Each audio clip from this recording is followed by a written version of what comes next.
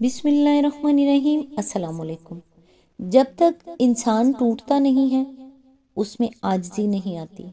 دل میں نور تبھی آتا ہے جب وہ ٹوٹتا ہے، جب انسان ٹھکرایا جاتا ہے تب ہی وہ اپنے رب کی طرف متوجہ ہوتا ہے۔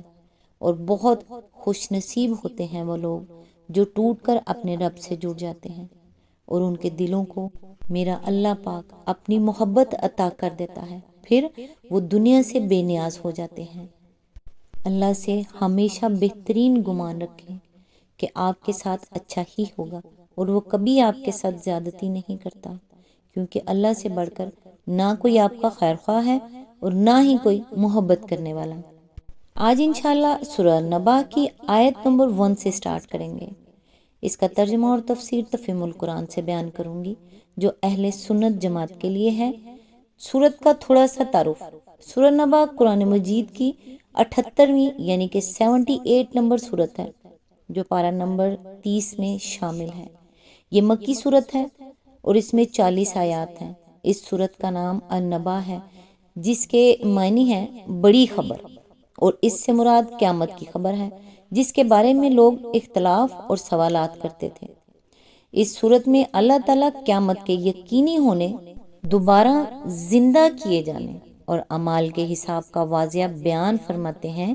اس کے ساتھ ساتھ اللہ کی عظیم نعمتوں جیسے زمین، پہاڑ، رات، دن، بارش اور باغات کا ذکر کر کے انسان کو غور و فکر کی دعوت دی گئی ہے۔ پھر نیک لوگوں کے انعامات یعنی جنت اور نافرمانوں کے انجام یعنی کہ جہنم کا تذکرہ کیا گیا ہے تاکہ انسان اپنے اعمال درست کر لے۔ سورہ نبا انسان کو یہ پیغام دیتی ہے کہ قیامت ایک سچائی ہے اور ہر شخص کو اپنے کیے ہوئے اعمال کا حساب دینا ہوگا، اس لیے دنیا کی زندگی کو اللہ کی اطاعت میں گزارنا ہی کامیابی کا راستہ ہے۔ تو آئیے سورہ نبا کی آیت نمبر 1 سے سٹارٹ کرتے ہیں۔ اعوذ باللہ من الشیطان الرجیم، بسم اللہ الرحمن الرحیم۔ یہ لوگ جس چیز کے بارے میں پوچھ گچھ کر رہے ہیں، آیت نمبر 2، کیا اس بڑی خبر کے بارے میں، آیت نمبر 3، جس کے متعلق یہ مختلف چہم گوئیاں کرنے میں لگے ہوئے ہیں۔ اس کی تفسیر ہے بڑی خبر سے مراد قیامت اور آخرت کی خبر ہے جس کو اہل مکہ آنکھیں پھاڑ پھاڑ کر سنتے تھے۔ پھر ہر محفل میں اس پر طرح طرح کی چہم گوئیاں ہوتی تھیں۔ پوچھ گچھ سے مراد یہی چہم گوئیاں ہیں۔ لوگ جب ایک دوسرے سے ملتے تھے تو کہتے تھے کہ بھائی کبھی پہلے بھی تم نے سنا ہے کہ مر کے کوئی دوبارہ زندہ ہوگا؟ کیا یہ ماننے کے قابل بات ہے کہ گل سڑ کر جو ہڈیاں ریزہ ریزہ ہو چکی ہیں ان میں نئے سرے سے جان پڑے گی؟ کیا عقل میں یہ بات سماتی ہے کہ اگلی پچھلی ساری نسلیں اٹھ کر ایک جگہ جمع ہوں گی؟ کیا یہ ممکن ہے کہ یہ بڑے بڑے جمے ہوئے پہاڑ ہوا میں روئی کے گالوں کی طرح اڑنے لگیں گے؟ کیا یہ ہو سکتا ہے کہ چاند، سورج اور تارے سب بجھ کر رہ جائیں اور دنیا کا یہ سارا جمع جمایا نظام الٹ پلٹ ہو جائے گا؟ یہ صاحب جو کل تک اچھے خاصے دانا آدمی تھے، آج انہیں یہ کیا ہو گیا ہے کہ ہمیں ایسی عجیب انہونی خبریں سنا رہے ہیں؟ یہ جنت اور یہ دوزخ آخر پہلے کہاں تھیں جن کا ذکر ہم نے کبھی ان کی زبان سے نہ سنا تھا؟ اب یہ ایک دم کہاں سے نکل آئی ہیں کہ انہوں نے ان کے عجیب و غریب نقشے ہمارے سامنے کھینچنے شروع کر دیے ہیں۔ ہم فیہ مختلفون کا ایک مطلب یہ ہے کہ وہ اس کے بارے میں مختلف چہم گوئیاں کر رہے ہیں۔ دوسرا مطلب یہ بھی ہو سکتا ہے کہ دنیا کے انجام کے بارے میں یہ لوگ خود بھی کوئی ایک متفق عقیدہ نہیں رکھتے، بلکہ ان کے درمیان اس کے متعلق مختلف خیالات پائے جاتے ہیں۔ ان میں سے کوئی عیسائیوں کے خیالات سے متاثر تھا اور زندگی بعد موت کو مانتا تھا، مگر یہ سمجھتا تھا کہ وہ دوسری زندگی جسمانی نہیں بلکہ روحانی ہوگی۔ کوئی آخرت کا قطعی منکر نہ تھا، مگر اسے شک تھا کہ وہ ہو سکتی ہے یا نہیں۔ چنانچہ قرآن مجید ہی میں اس خیال کے لوگوں کا یہ قول نقل کیا گیا ہے۔ انا ظنوا الا ظنا وما نحن بمستيقنين، یعنی ہم تو بس ایک گمان سا رکھتے ہیں، یقین ہم کو نہیں ہے۔ سورہ الجاثیہ آیت نمبر 31۔ اور کوئی بالکل صاف صاف کہتا تھا کہ وَقَالُوا إِنْ هِيَ إِلَّا حَيَاتُ الدُّنْيَا وَمَا نَحْنُ بِمُبْعُثِينَ، یعنی جو کچھ بھی ہے بس ہماری یہی دنیا کی زندگی ہے اور ہرگز مرنے کے بعد دوبارہ نہ اٹھائے جائیں گے۔ سورہ الانعام آیت نمبر 29۔ پھر کچھ لوگ ان میں سے دہریے تھے اور کہتے تھے کہ وَقَالُوا مَا هِيَ إِلَّا حَيَاتُنَا الدُّنْيَا نَمُوتُ وَنَحْيَا وَمَا يُهْلِكُنَا إِلَّا الدَّهْرُ، یعنی زندگی بس یہی ہماری دنیا کی زندگی ہے، یہی ہم مرتے اور جیتے ہیں، اور گردش ایام کے سوا کوئی چیز نہیں جو ہمیں ہلاک کرتی ہو۔ سورہ الجاثیہ آیت نمبر 24۔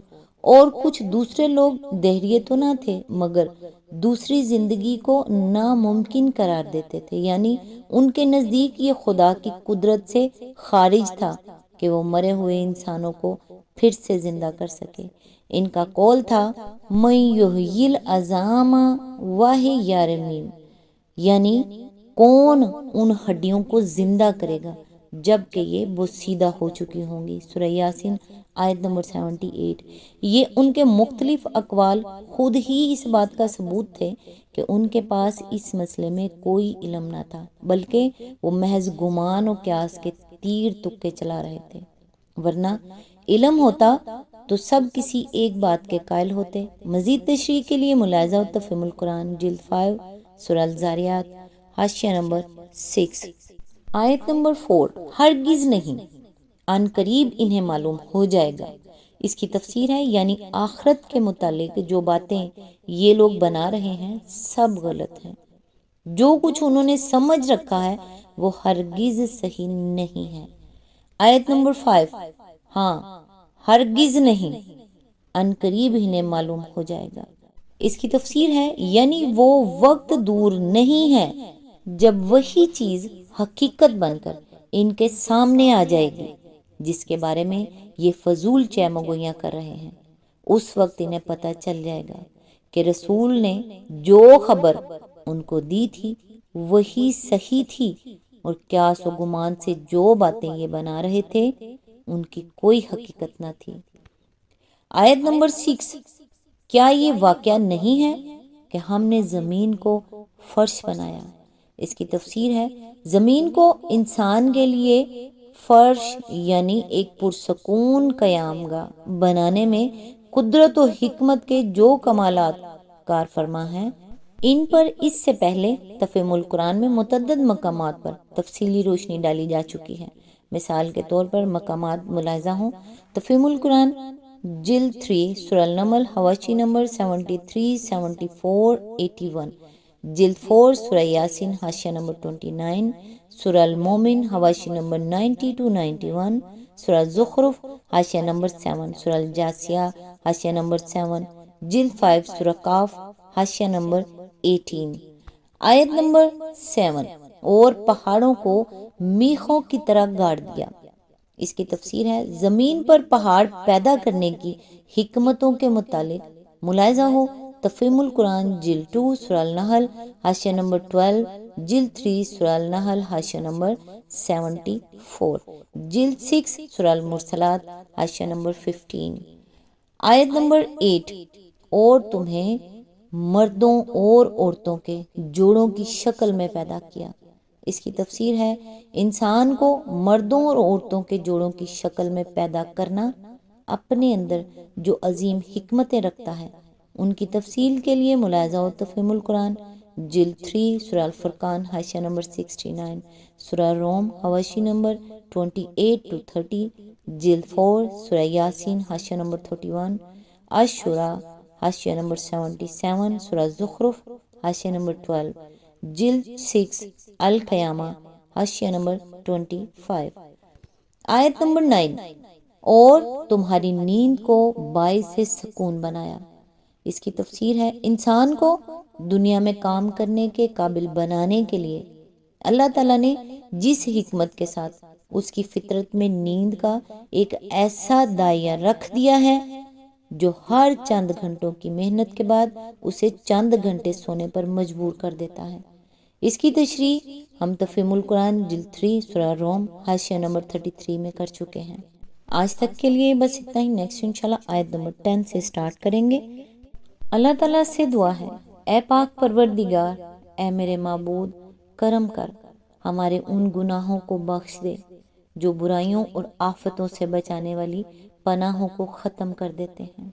یا اللہ، ہمارے وہ گناہ معاف کر دے جو عذاب نازل کراتے ہیں۔ یا اللہ، کرم فرما میرے مالک، ہمارے ان گناہوں کو بخش دے جو نعمتوں کا رنگ بدل ڈالتے ہیں اور انہیں آفت بنا دیتے ہیں۔ یا اللہ، ہمارے وہ گناہ معاف فرما جو دعاؤں میں حائل ہوتے ہیں اور قبولیت کی منزل تک نہیں پہنچنے دیتے۔ یا اللہ، کرم فرما، ہمارے وہ گناہ معاف فرما دے جو بلائیں نازل کراتے ہیں۔ آمین ثم آمین۔ نیکسٹ ویڈیو تک کے لیے دعاؤں میں یاد رکھیے گا۔ اللہ حافظ۔